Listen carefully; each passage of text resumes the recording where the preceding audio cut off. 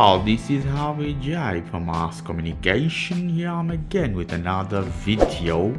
In this video I'm going to show you how you can format your memory card at your DSLR.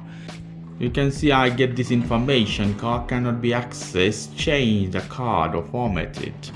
So very easy process. It could be any DSLR, could be any DSLR. In this case you can see this is Canon EOS 77D.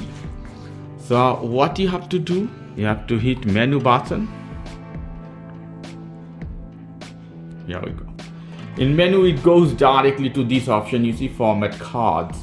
You have the camera button, the second one here play, and the third one is you can change the option by this one. You see you can go this one, this part, that part. So if you not see, use this, go to this option, the format, the third option. So you have here, hit format button, hit OK here.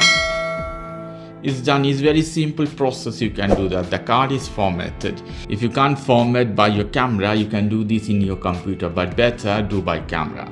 Okay guys, if you like this video, please do subscribe to my channel. If you like this segment, please give me a thumbs up. Take care till then. Bye bye.